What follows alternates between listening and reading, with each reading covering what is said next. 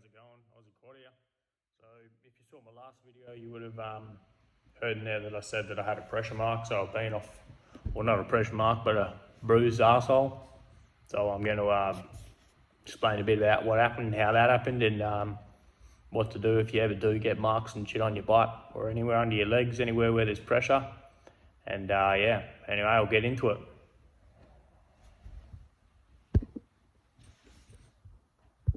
Alright, so my mark that I had on my butt was right near my butthole, like pretty much straight where the shit comes out.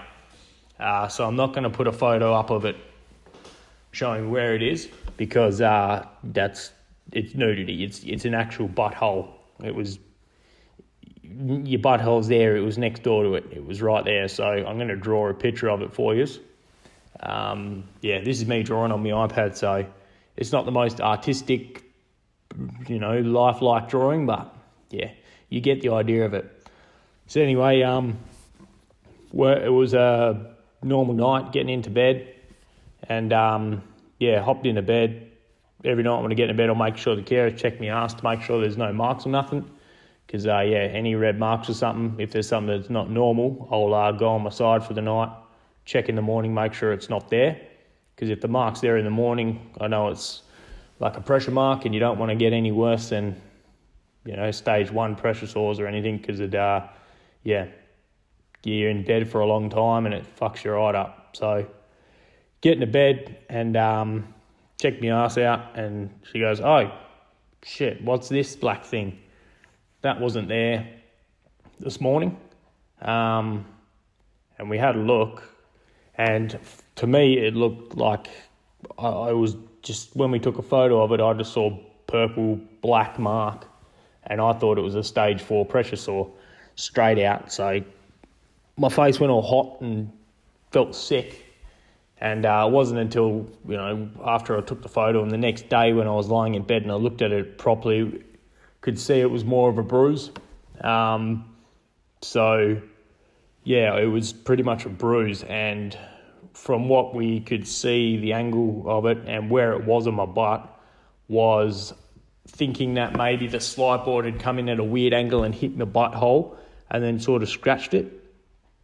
So you can see here that pink part there is my butthole, and then this purple bit I'm drawing now is the bruise. So this is if I was lying on my bed on my side, spreading my butt cheeks out so you can see into the butthole there. Because if you didn't spread the cheeks open, you couldn't really see it. So I spread my cheeks here on this drawing I'm showing you, and you can see where it is. It's right next to the butthole, so there's no way that, the board we were thinking the board might have hit there, but it was just not the right angle. So after doing a bit more thinking and looking on how I transfer in and out of my chair, what we come up with was that the wheel has sort of scraped my arsehole and the side of my butt cheek, and kind of just the tread and that has ripped me kind of skin a little bit and just left me with this big purple bruise like that there. And you can see you got your butthole and the bruise is right there. So, I couldn't sit on it because, it's a pressure sore on your butt. And, it's constantly going to have pressure on it. So I had to stay in bed on my side and go left, right, all throughout the day. Because if I had stayed on it, I was in bed for 3 weeks, pretty much straight away. So if I had have stayed on the chair and not gotten to bed, it could have got a lot worse. The last time I had a mark on my ass was when I sat up in bed watching motocross for 7 hours during the day. And then ended up getting red marks there from the sheets. Here I'm just drawing a bit of shit to show you that's the butthole and how close this mark actually was to my butt.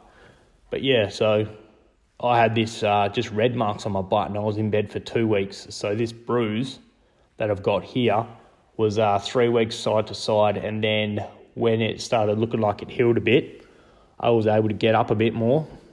Started getting up for just 2 hours a day, and then slowly working my way up. And then it probably in about a week, it was a week and a half, I'm now back up to my normal sort of 12 hours in the chair. So yeah, when you get pressure marks or anything, any marks on your ass, you want to get off it straight away. Otherwise, it can become a problem.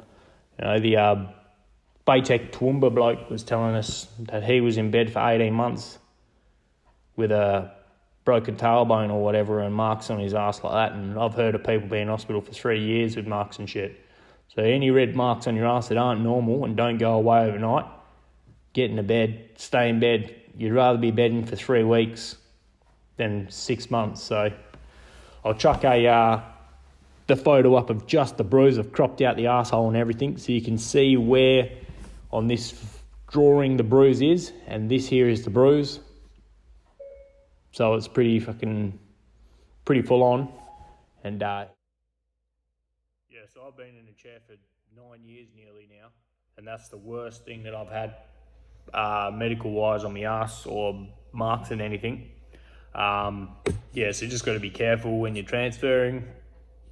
Keep an eye out, check your ass every night. Any marks, just get off it.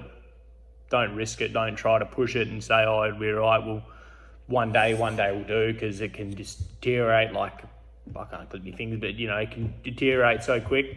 So yeah, word of advice from me, any marks on your ass, get off it, stay off it for a bit, and then just slowly ease back into it. Don't rush it, otherwise it can fucking really come and bite you.